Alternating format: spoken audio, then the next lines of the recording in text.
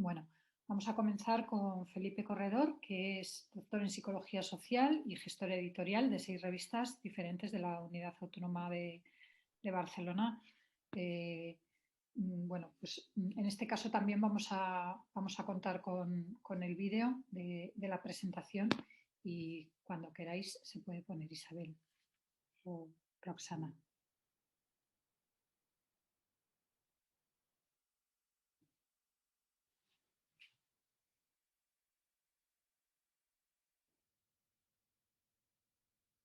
Buenas tardes y muchas gracias. Para empezar, quisiera señalar que el título de la presentación no fue planteado de la manera más acertada, pues no se trata que sean excluyentes de por sí. Un XML JATS puede exportarse como PDF. En lo que me gustaría hacer énfasis es en una breve comparación entre el modelo tradicional de publicación con el resultado en PDF y el modelo basado en XML JATS y las posibles implicaciones que pueda tener a nivel de producción, conocimiento abierto, el quehacer investigador y a nivel estético. Sobre el modelo PDF no entraré en detalles, pues ya lo conocemos, es publicar una revista de un gestor como OJS con los artículos en PDF. La principal ventaja del PDF es la capacidad de compartir el documento tal y como será impreso, con sus tipografías y disposición.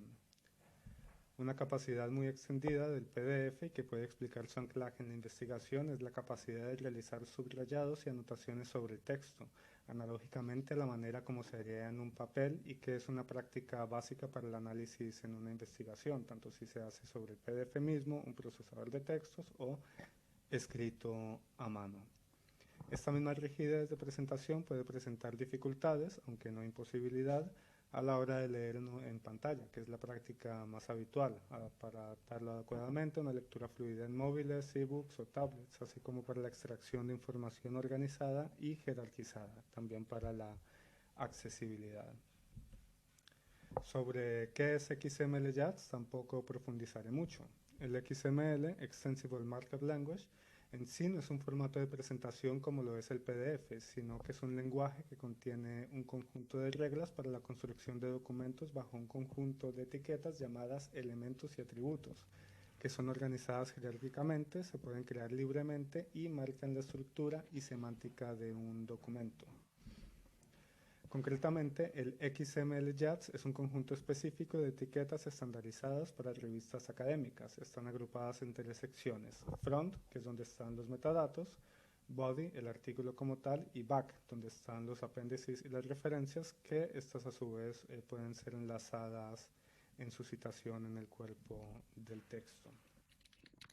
Aquí vemos cómo luce un XML JATS de forma cruda. Tenemos el front con información de los metadatos, el body con el cuerpo del texto y el back con la lista de referencias.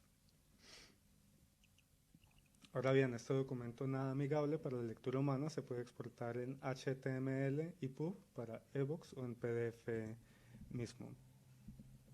Aquí vemos un ejemplo del llamado lector inteligente de Redalyc, que bueno, se desplaza hacia los lados y también se adapta a la pantalla de un móvil, por ejemplo. En el caso del EPUB, pues se puede exportar a los ebooks para leerlo más fácilmente también, y tiene la capacidad también de enlazar las citas con las referencias.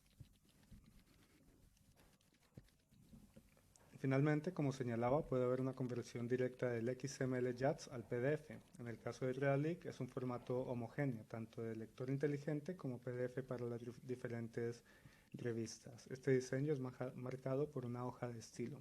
Cualquier revista podría tener sus propias hojas de estilo para sus diseños, pero en la práctica sería muy costoso para editores pequeños.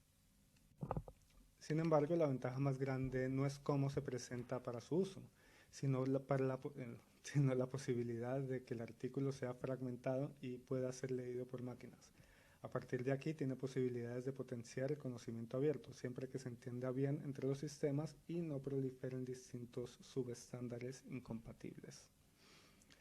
La web semántica tiene implicaciones a todos los niveles: publicación, investigación y autoría. En la práctica, y dicho de una manera simple, la web semántica ayuda a realizar búsquedas mucho más acertadas y a relacionar elementos como los artículos, citas, universidades, países, las citas entre ellos, etc. Pero es más que eso.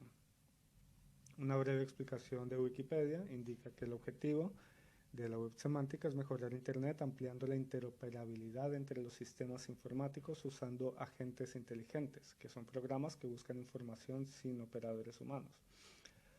De esta manera, la información puede ser interrogable tanto por humanos como por máquinas, más allá de un buscador a texto completo.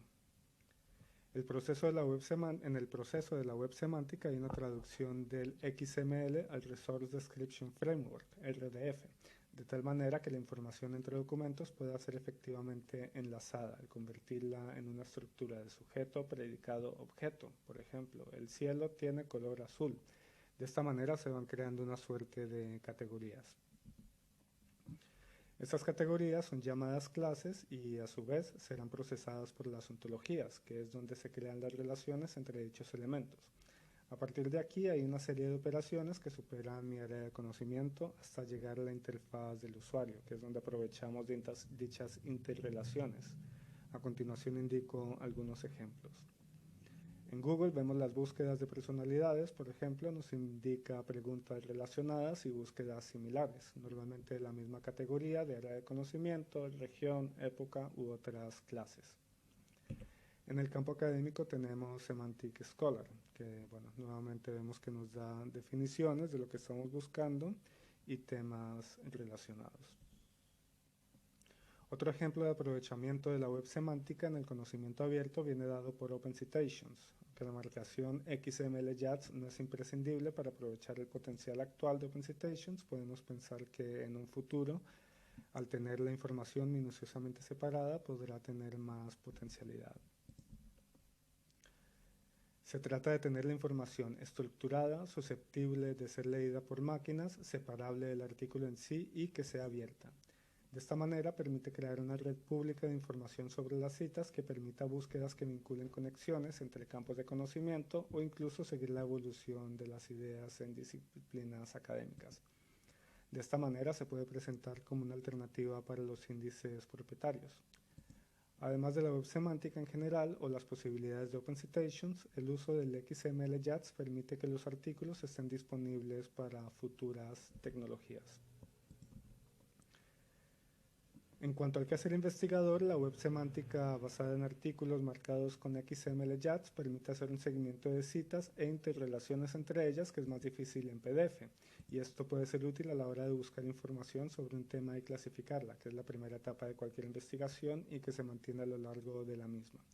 Muchas veces es un trabajo manual largo y tedioso y la web semántica podría facilitarlo.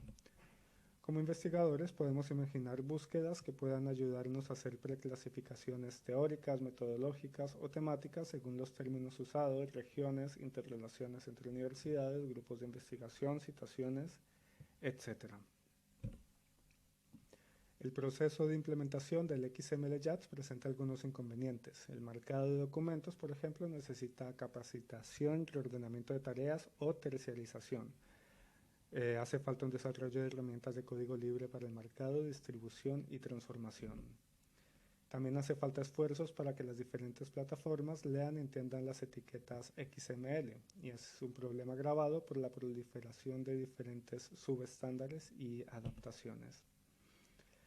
El XML-JATS se promociona como un estándar enfocado en la preservación de contenidos, aunque en la práctica el PDF tiene alguna ventaja, pues el primero solo almacena texto organizado en etiquetas sin imágenes u otros adjuntos, mientras el PDF sí mantiene una presentación con todos los datos incrustados, especialmente los gráficos.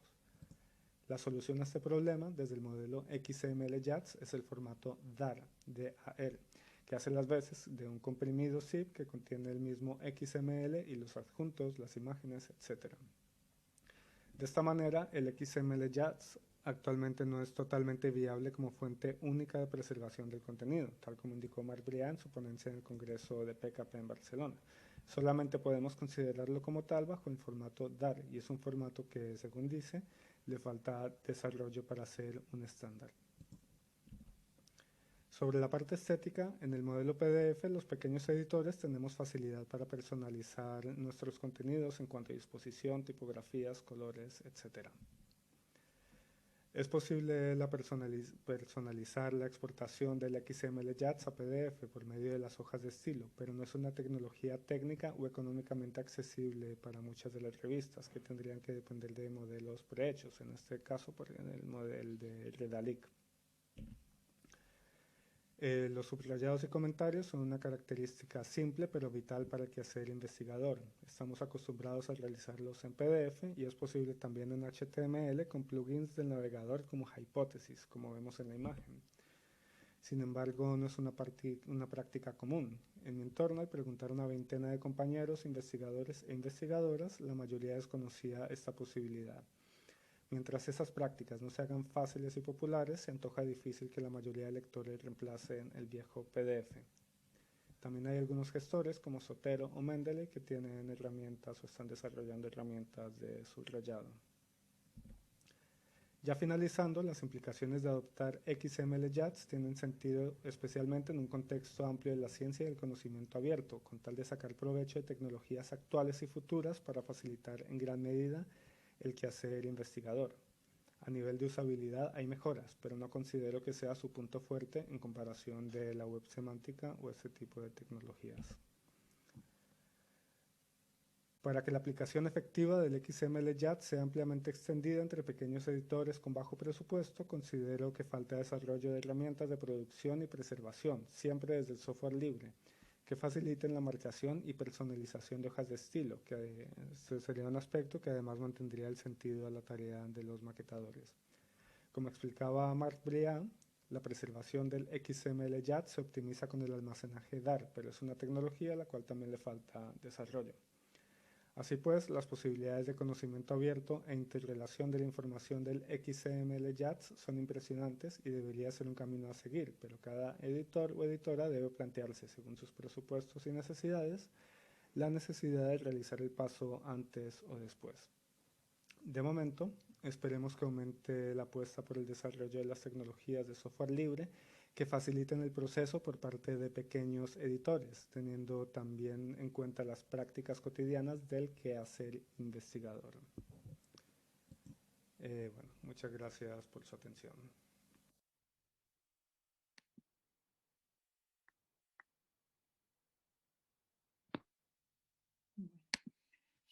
Tenemos tiempo para alguna pregunta para Felipe Corredor, que no sé si está conectado, supongo que sí. Hola, sí, aquí estoy. Hola Felipe, ¿qué tal? Por aquí nos han preguntado en el chat sobre el nombre del expositor de Journal, supongo que es el que has mostrado durante el vídeo. ¿El perdona? Hay una pregunta que hace referencia al nombre del expositor del Journal JATS XML que has mostrado en el vídeo. No sé si era el de Redalic, quizás. Sí, era el de Redalic. Los ejemplos de XML fueron de Redalic de Atenea Digital y otra revista que sacaba los PDF. Muy bien, muy bien. No sé si hay alguien más que tenga alguna consulta sobre la exposición de Felipe.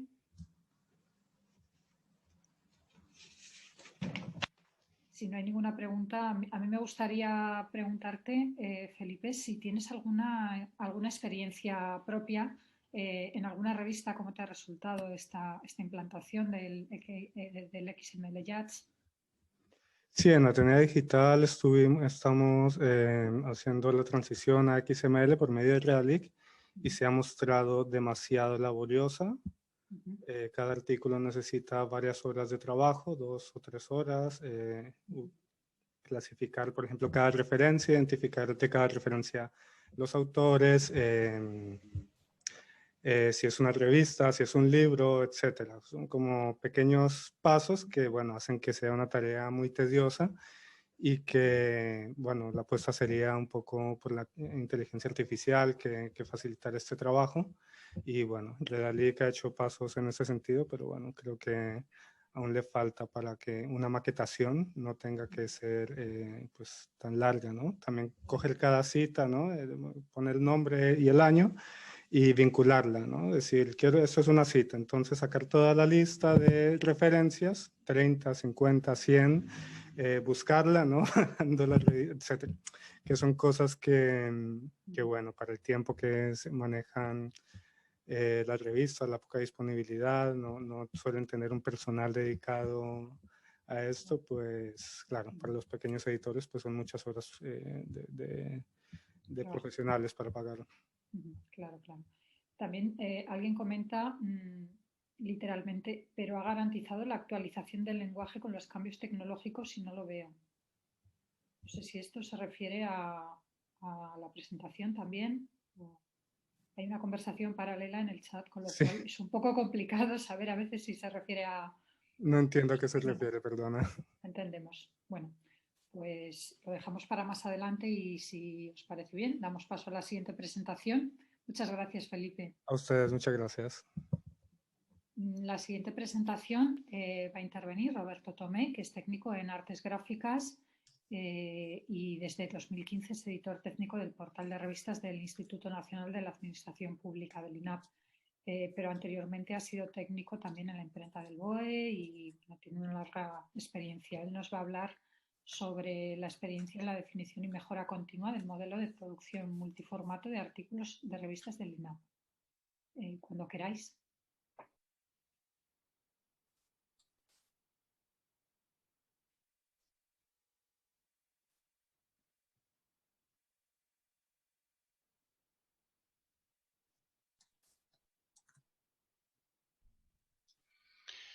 Buenos días, soy Roberto Tomé, me encargo de la edición de las revistas del INAP y voy a tratar de explicar brevemente cómo hemos llegado a el archivo Hatch a partir de los procedimientos que ya utilizábamos, basados en InDesign, desde los que ya generábamos el resto de formatos PDF, HTML y EPUB.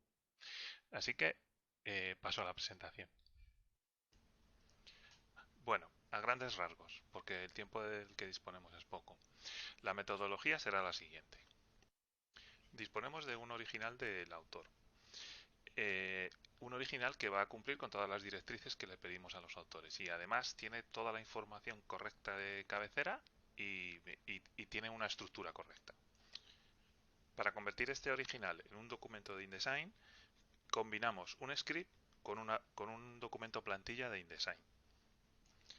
El script lanza la ejecución desde fuera de InDesign, lo que nos permite convertir uno o varios documentos.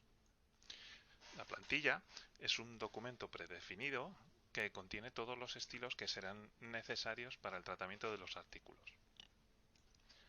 Los estilos son definiciones de propiedades que se utilizan habitualmente en los programas de edición para aplicar formatos.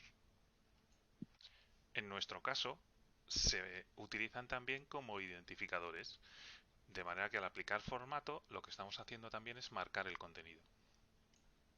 En la imagen podemos ver los distintos conjuntos de estilos que alcanzan a todas las partes del artículo. Así aplicarán formato a todo el texto, los párrafos y los formatos locales dentro de los párrafos, a los objetos, a las tablas y a las celdas.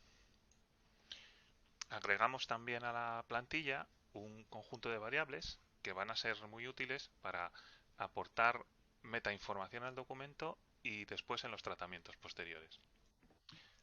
En cuanto al script, además de crear y guardar el documento como hemos visto, lo que hace es importar el contenido del original en este nuevo documento. A continuación hace limpiezas que son habitualmente necesarias en todos los originales de autor y utiliza para ello búsquedas de texto y expresiones regulares que InDesign permite. Y a continuación, pues empieza con la aplicación de estilos. Utiliza los estilos de la plantilla para aplicar estilo al texto. ¿Cómo? Pues analizando el formato del original. Utiliza también patrones de identificación y utiliza también la relación de unos elementos con otros. Así que la eficiencia del tratamiento pues dependerá de cómo el autor haya tratado el original, de cómo haya enriquecido el formato del original. Pero en cualquier caso, cuando termina la ejecución, pues habrá aplicado estilo a todos los párrafos de texto general, a párrafos gangrados, a párrafos de lista, a párrafos de notas, a todos los tipos de párrafo del documento.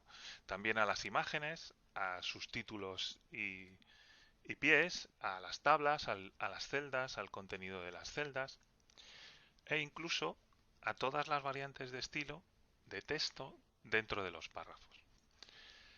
En los casos en los que no se ha podido asociar un texto con un estilo asociado a la plantilla, lo que se aplican son estilos genéricos que además se diferencian visualmente para una mejor identificación. Bueno, pues hasta aquí este primer tratamiento, con el que hemos obtenido sin intervención manual un documento pretratado. Y este documento lo que hacemos ahora es revisarlo ya manualmente para completar las identificaciones de las que el programa no ha sido capaz. Después de esta corrección manual, ejecutamos un segundo script que ahora ya sí reconoce todos los elementos del artículo y es capaz de avanzar mucho más en el tratamiento. Y tras esta segunda automatización, tenemos el documento listo para maquetar. La maquetación no difiere mucho de una tradicional, pero tenemos que tener en cuenta lo necesario para las distintas exportaciones posteriores. De manera que tratamos la información de cabecera, hacemos una revisión ortotipográfica de adaptación a nuestro manual de estilo, hacemos la revisión de la aplicación de estilos para que toda sea correcta, hacemos el tratamiento de las referencias bibliográficas que después nos va a permitir el marcado hatch, realizamos todos los hipervínculos externos e internos dentro del documento, lo mismo los de citas y referencias bibliográficas que los de figuras y tablas. Completamos la información de cabeceras y pies, le añadimos la metainformación necesaria al documento y hacemos el ajuste final de página. Quiero detenerme en dos partes que son sensibles a la hora de obtener el formato hatch, que son las referencias bibliográficas finales y la información de la primera página del documento donde está la cabecera. Como vemos en la imagen, los estilos de todas estas partes tienen una propiedad de color. Se identifican mediante un código de colores, lo que nos permite visualmente saber si están correctamente aplicados todos los estilos. Cuando el documento está terminado, con un nuevo script convertimos todos esos colores en negro. Tenemos el documento terminado, le enviamos un PDF de pruebas al autor y tras las distintas rondas de corrección damos por terminada la edición del artículo. Ha sido una intervención exhaustiva, pero en contra de lo que pueda parecer, en tiempo no supone mucho más de lo que sería una maquetación convencional. Comenzamos entonces la fase de recuperación del contenido y utilizamos nuevos scripts para exportar de una vez todos los conjuntos de archivos. Eso nos permite evitar exportaciones individuales y además nos permite darle parámetros a las exportaciones. Los documentos exportados tendrán que ser revisados y muchas veces obligarán a corregir el original, con lo cual esta exportación automatizada es muy importante porque nos permitirá exportar una y otra vez hasta conseguir el resultado final, que obtendremos solo cuando el original se considera definitivamente terminado. Esperamos entonces a la exportación definitiva para intervenir en los documentos ya exportados. Intentamos que esta intervención sea lo más reducida posible y tratamos de mejorar los procedimientos para mejorar la efectividad. En el caso del PDF, entonces, necesitará una revisión rápida y un tratamiento de accesibilidad. En el caso del EPUB, hacemos una revisión visual y le incluimos un conjunto de metainformación. En el caso de la versión HTML, exportamos el documento HTML y después lo transformamos también para dotarle de un conjunto extenso de metadatos. Y hecha la transformación, hacemos su revisión final. Como vemos, estos tres formatos son de exportación directa desde InDesign con una pequeña intervención y se obtienen de forma muy rápida.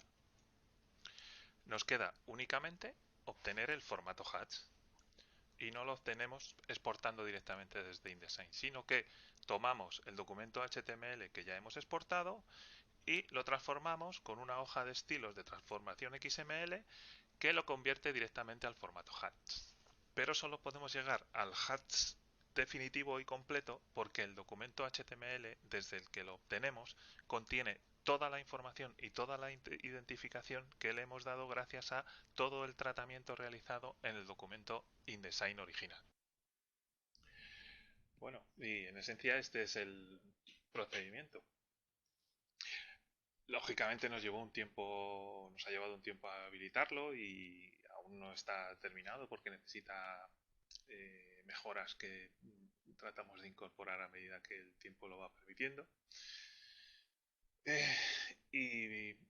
Hombre, lo más costoso sin duda fue la programación de los distintos scripts y sobre todo de la hoja de estilos XSL.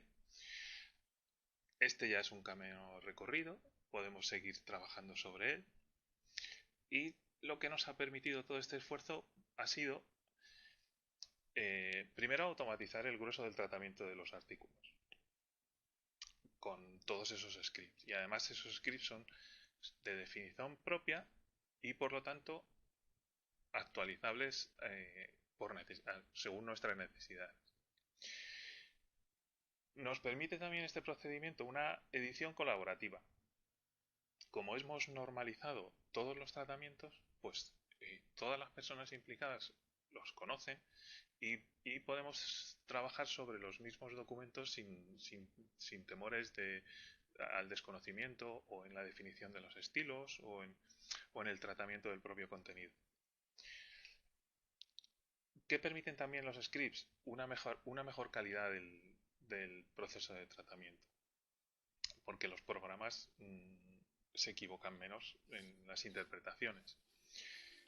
Y además podemos incorporar algunos chequeos que también están automatizados y hemos documentado los procesos de tratamiento. Tenemos unas hojas de chequeo que nos permiten mantener un cierto control sobre lo ya tratado. Por otro lado, teniendo ese único documento InDesign de origen, pues mantenemos el control sobre el contenido, con lo cual evitamos conflictos de concordancia. No generamos distintos documentos desde distintos orígenes. No generamos por un lado el documento HTML y por otro lado el documento PDF, sino que todos se generan desde el mismo contenido original. También podemos resolver rápidamente necesidades de corrección o de actualización de los contenidos, porque esa exportación automatizada nos permite volver a generar documentos de forma bastante rápida. ¿Qué más contar? ¿Qué requerimientos tiene todos estos procesos? Pues lógicamente necesitamos licencias de InDesign. Son muy útiles aplicaciones de tratamiento de contenidos etiquetados comerciales porque facilitan la vida, pero en esos casos se pueden utilizar herramientas que son de libre distribución. Solo sería necesario la licencia InDesign, todo el resto de los procesos se pueden hacer con programas de uso gratuito. Y en cuanto a las personas encargadas de los procesos, pues es deseable tener algo de experiencia en producción editorial, aunque la edición de los artículos no requiere demasiada especialización. Sí es bueno el conocimientos bibliográficos porque para tratar las referencias bibliográficas de forma tan exhaustiva es necesario conocer la norma. Eso no es distinto de si hiciéramos las referencias con otro propósito. y es necesario, pues lógicamente, la experiencia en programación orientada a objetos para desarrollar los distintos scripts, eh, conocimientos de edición HTML, CSS y conocimientos de programación XML, XSL, XPath. Todo esto es complejo, pero la ventaja que tiene es que todas estas tecnologías son estándares web. Son estándares que cualquier desarrollador web conoce perfectamente. Lo único que están adaptadas, lógicamente, a los modelos de objetos que vamos de InDesign y que vamos a manejar. Y esto es todo. Muchas gracias a los organizadores por darnos la oportunidad de haber explicado nuestro trabajo y muchas gracias a todos los asistentes por llegar al final y por su interés y por su atención.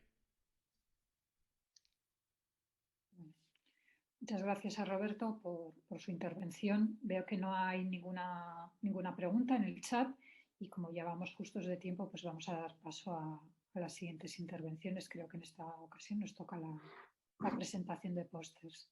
Un saludo a todos. Hasta luego.